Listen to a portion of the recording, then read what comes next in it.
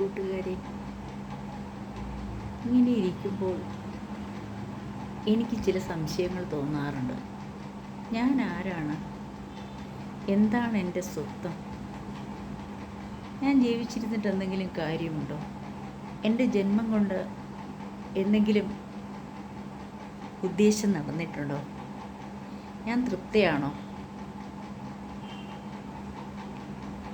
ആണോ പെണ്ണോ ആയിട്ടാണ് ഒരാൾ ജനിക്കുക.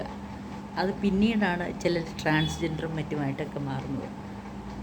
ഒരു സ്ത്രീയായിട്ട് ജനിച്ചതിൽ ആ സ്ത്രീയായിട്ട് ജനിച്ചതിൻ്റെ കുറേയൊക്കെ കൺട്രോളുകൾ എൻ്റെ പുറത്തുണ്ടായിരുന്നില്ലേ?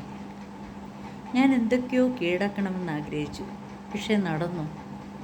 എന്തൊക്കെയോ നേടണമെന്ന് ആഗ്രഹിച്ചു, അത് നടന്നു. ഒന്നുമില്ല അല്ലേ? ഈ ജന്മം മകളായിട്ട്, ഭാര്യയായിട്ട്, അമ്മയായിട്ട് ഒക്കെ കഴിഞ്ഞുകൂടി.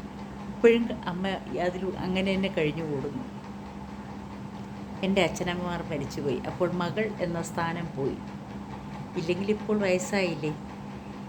ഇപ്പോൾ ഭാര്യ, അമ്മ, സുഹൃത്തുക്കൾ, ഒരു സുഹൃത്ത്, പല സ്ത്രീയും പുരുഷനും, സ്ത്രീകളുടെയും പുരുഷന്മാരുടെയും ഒക്കെ സുഹൃത്ത്. ഇങ്ങനെയൊക്കെയുള്ള പേരിലല്ലേ എനിക്കറിയപ്പെടാൻ പറ്റുള്ളൂ. ഇതൊക്കെ കൊണ്ട് എൻ്റെ ജന്മം പൂർത്തിയാവുമോ? ഒരു സ്ത്രീയുടെ മനസ്സിൻ്റെ വിങ്ങലാണ് കേട്ടോ ഇത്. നിങ്ങളൊക്കെ സംതൃപ്തരാണോ? എനിക്കറിയില്ല.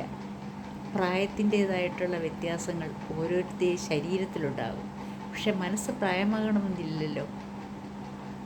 മനസ്സെന്നും ചെറുപ്പമായിരിക്കാനാണ് ഞാൻ ആഗ്രഹിക്കുന്നത്. എനിക്കൊത്തിരി മോഹങ്ങളുണ്ട്. പക്ഷേ ഇനി കാലം ആ മോഹങ്ങളൊക്കെ സാധിച്ചു തരുമോ? എനിക്കറിയില്ല. എങ്ങനെയോ ജീവിക്കുന്നു. ഒരു റുട്ടീൻ പോലെ എല്ലാ ദിവസവും രാവിലെ ഉണരുന്നു, ഓഫീസിൽ പോകുന്നു, വൈകുന്നേരം തിരിച്ചു വരുന്നു. ഇവിടെ ഞാൻ ഒറ്റയ്ക്കാണ്. എൻ്റെ വീട്ടിൽ എൻ്റെ ഹസ്ബൻഡും ഞാനുമുണ്ട്, ഒറ്റയ്ക്കാണ്. പലരും മാനസികമായിട്ട് ഇതുപോലെ തന്നെയാണ്. ചുറ്റും ആൾക്കാരുണ്ടെങ്കിലും ആൾക്കൂട്ടത്തിൽ നമ്മൾ തനിയാണ്.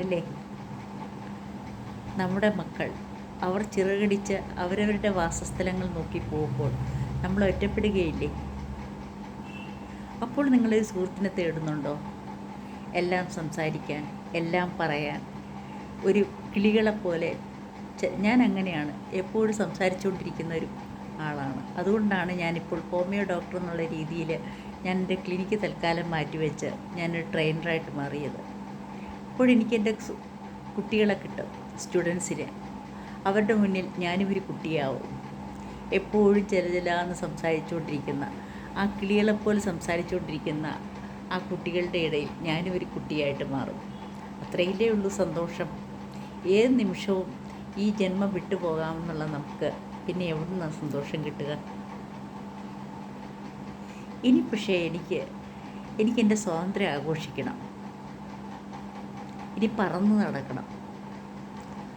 ആകാശത്തിന് കീഴെ, മേഘങ്ങളുടെ താഴെ, ഇല്ലെങ്കിൽ മേഘങ്ങളുടെ പുറത്തൂടെ പർവ്വതനിരകളും കടലും കായലും നദികളും വയലേലകളും എനിക്ക് കാണണം. സന്തോഷം, അതല്ലേ വേണ്ടത്? സന്തോഷിക്കാതെ നമ്മൾ എന്തിനു ജീവിക്കുന്നു? 4 ചുവരുകളുടെ ഇടയിലാണോ നമ്മുടെ ജീവിതം വേണ്ടത്? അല്ല. നമുക്ക് എക്സ്പ്ലോർ ചെയ്യണം, എല്ലാം കണ്ടെത്തണം. അതിലൂടെ നമ്മളെ കണ്ടെത്തുക. ഇതാണ് എൻ്റെ ലക്ഷ്യം. ഇതിനോട് നിങ്ങൾ എങ്ങനെയാണ് പ്രതികരിക്കുക? ഒന്ന് പറഞ്ഞേ.